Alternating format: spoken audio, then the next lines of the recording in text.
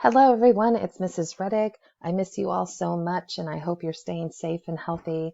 And I hope that you had a chance to relax and have a little bit of fun during your extended spring break. I know it's difficult in this current time, but hopefully you found a way to do that, even if it was just sitting down and binge watching um, anything on TV. So I wanted to take a moment since we're coming back to school and it's all going to be virtual for the rest of this semester. I want to take an opportunity to show you how I'm going to be setting things up for our class, and then also introduce you to the content that you're going to be learning this week. I will be doing a very similar format to this every week until the end of school. So hopefully that will help with any questions that you might have. Also, I will have open hours during the week every day. So if you do have questions, you'll be able to contact me directly and real time to ask questions. Otherwise, you can, as usual, just shoot me emails and I will get to them as soon as I can. Okay, so everything is going to be housed here on Schoology. Now, if you are somebody who does not have tech, you're probably actually not watching this. But if you're concerned about that, or you talk to somebody who doesn't have tech, let them know that that is not going to be a problem. I will have an option for that will be no tech option, which is basically all this information printed out into a packet. So hopefully you do have access to tech, and because that's going to be the easiest way to do all of this. So you're going to get into Schoology. You're going to click on your session. Now, obviously, I'm going to click on P1, but if you're P5, click on P5. You'll go in, and you will see that there are several different items here, and these are the things that we did prior to you leaving. But you'll see that there are going to be folders here. Now, you see the last week that we were in school, quote unquote, in school, before you went on spring break, I have that now highlighted in red or colored red. Those assignments are still there and viewable, but it is red now because we're done with that week. So you're going to focus on the weeks that have a green folder. So every week I will add a new folder, and it'll be for that particular week. This week is 4/13, so that's the week that you're going to want to focus on. You'll click on that.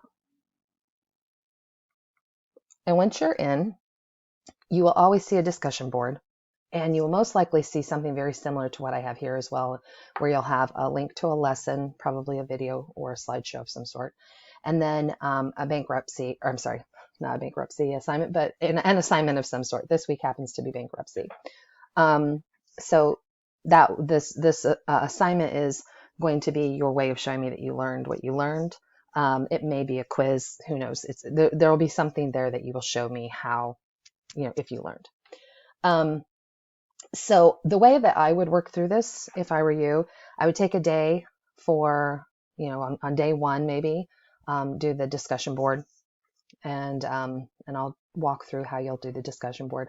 On day two, maybe do the lesson. And that's this, like the lesson for this week is probably going to be about 20 to 25 minutes long. So that, just take that, do that, and then be done with it. And then take a couple of days to do the assignment. You can spread that over a couple of days so that you're done by the end of the week. That's how I would kind of play through these different assignments that you have, to make sure that you don't overstress yourself with it, but can get it done within the time frame that's allotted. Each week will be due, all of the assignments will be due by the end of that week for Friday. So technically, if you want to do it all in one day, you can. I wouldn't advise that because you're going to be really burned out. But you pace it with what feels right for you and what works with your schedule. Okay, so let's look at this discussion board. So like I said, every week you will have a discussion board that you will be doing. This week we're focused on bankruptcy, so I have done a prompt that is focused on bankruptcy, in this case, medical bankruptcy. So you'll read an article about the topic, and then you will consider this statement: medical treatment is a right and therefore should be low cost or free for everyone. And then you will just tell me, do you agree or disagree with that, and explain to me why. I do highly recommend that you look at your other classmates' discussion threads and respond to those in a very respectful manner. But respond to those and have a discussion. This is taking the place of those dialogues and those debates that we had in class. And so I want to keep that going. Since this is a law class, we need to continue learning um, that skill of debate. So feel free to chime in on other people's thoughts. Just make sure you do it respectfully. I will be monitoring this. Okay, so that's the discussion board. Again, every week there will be a different topic that you're going to need to make sure that you look at. So back to the week. Then here's the lesson. So this week we're doing bankruptcy. We have several different topics we need to cover before the end of the year. But bankruptcy, I thought we would tackle first, and then we're going to go into employment law. We're going to talk about marriage and divorce.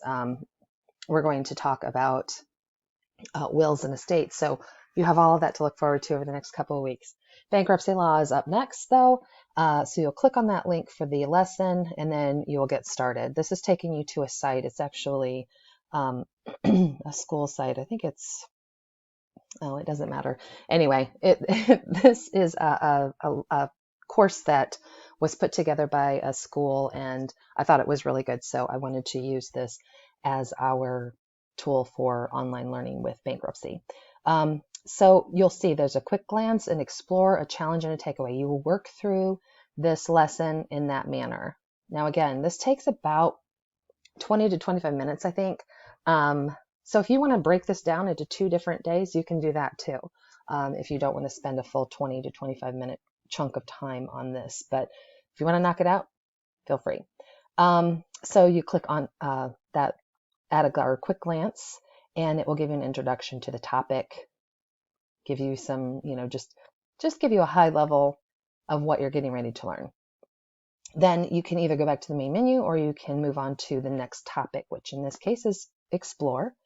And with the explore topic, you will actually get to see a lot more detail about the topic, which in this case is bankruptcy basics. Then again, you can go home, or you can move on to the next challenge or the next topic, which is a challenge. That will be how you will be, you'll test your knowledge. You'll first learn, oh, sorry, I've been through this a few times. You'll first learn about some vocabulary terms, and it's not showing it here because I already looked at this before.